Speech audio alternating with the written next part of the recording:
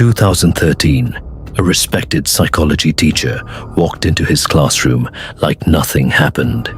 Just hours earlier, his wife was found dead in their bedroom. No forced entry, no witnesses, a robbery, and suspicious messages suggesting she had a secret lover. It looked like a crime of passion. It wasn't. It was a psychological experiment designed by the man who taught it. In August 2013, in a quiet neighborhood in Upper Egypt, a 9-year-old girl woke up earlier than usual. Her parents were supposed to be at work. The house should have been empty, but something felt wrong. Her mother's keys were still inside the door. She walked into the bedroom and found her mother lying on the bed, a wet cloth stuffed in her mouth, bruises around her neck, the room slightly disturbed. She tried to wake her. Her mother didn't move. That morning, she didn't just lose her mother. She lost the illusion of who her father was. Who was Wale? Wale was not a criminal. At least, that's what everyone believed. He was one of the most respected psychology teachers in Abu Tig, a small city in Asyut Governorate, Upper Egypt, a region known for conservative values and tight-knit communities. He was intelligent, charismatic, ambitious. He was pursuing a master's degree in psychology while teaching full-time. Colleagues admired him. Parents trusted him. Students loved him. And in a place where reputation is everything, Wale's reputation was flawless. He married a fellow teacher, Hanan, described by everyone as kind, modest, and devoted. It looked like the perfect marriage. But perfection is often performance. As his private tutoring business grew, so did his income. And so did something else: his ego. Wale moved his tutoring operations into a private learning center. Eventually, he relocated the center into the ground floor of his own home. To outsiders, it looked efficient. To Hanan, it felt controlling. What she didn't know was that Wale had been in a long-term secret relationship with his secretary for 7 years. In conservative Egyptian society, especially within Christian communities, divorce is extremely restricted. Leaving a marriage isn't simple, legally or socially. Wale was trapped. He couldn't publicly divorce his wife, but he didn't want to leave his affair. So instead of ending one life, he decided to end another. Wale understood the human mind. He knew how guilt works. He knew how suspicion spreads. He knew how narratives shape belief. When Hanan discovered signs of his infidelity in 2008, he didn't deny it aggressively. He redirected it. He gaslighted her. He made her question herself. In time, she even blamed herself. But by 2013, he had moved beyond manipulation. He was designing something much darker. He purchased a separate phone line and began sending romantic messages to his own wife from an anonymous number. Why? Because in conservative communities, accusations of female infidelity shift suspicion instantly. If she appeared to have a secret lover, the motive writes itself. Wale wasn't planning just a murder.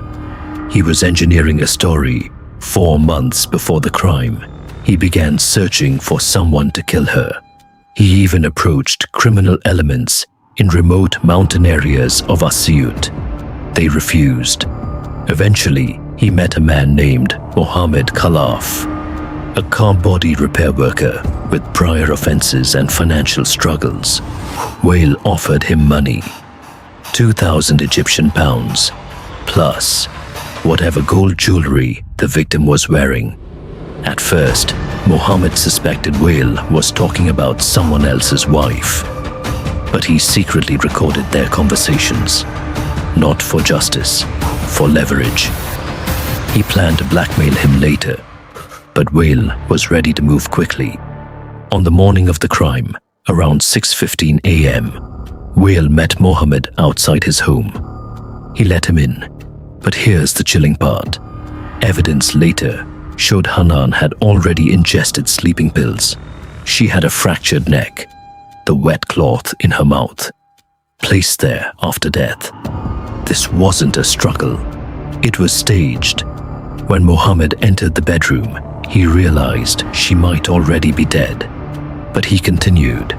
They removed her jewelry.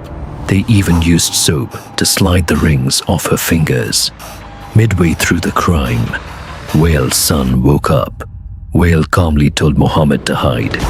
He spoke to his son normally, told him to check on his mother, then told him to go back to sleep. That level of emotional detachment isn't rage, it's calculation. After the murder, Whale left the house, but he didn't just leave. He performed. He argued loudly at a bakery. He cut lines at a gas station and caused a scene. He treated co-workers to juice, something he never did. Why? Because in small communities, visibility equals memory. He wanted witnesses. He wanted people to remember him being somewhere else. This resembles strategic alibi construction seen in cases like Scott Peterson. Calm, visible, publicly normal. But Whale added something else. He gave Mohammed the anonymous phone line and had him call Hanan's mother, demanding ransom, £50,000, to stage it as robbery. At the same time, Whale used another line to send romantic texts to his deceased wife. He was layering deception, but intelligence can create arrogance. Investigators noticed no forced entry, keys inside the door, a single unknown fingerprint, phone records showing a 7:15 a.m. call to Mohammed, a number used only to send those romantic texts, another used only for the ransom call. Forensics confirmed sleeping pills before death, neck fracture from force, water applied post-mortem, and when police arrested Mohammed, he confessed and revealed something devastating. He had audio recordings of everything. In Egypt's legal system, there is no jury. Judges decide cases based on forensic evidence, confessions, and case files. By 2016, both men were sentenced to death. Whale spent years studying psychology. He understood manipulation, bias, narrative control. But he underestimated one thing. Evidence doesn't care about intelligence. And children remember what adults hope they won't. In the end, the perfect murder collapsed under its own complexity. Not because he wasn't smart, but because he believed he was smarter than everyone else. And that belief cost his wife her life, and his children their parents. Was this about love, or was it about ego? Because sometimes the most dangerous people are the ones who understand us best. If you enjoy dark, true crime stories, subscribe to Midnight Files, because the darkest stories are always here.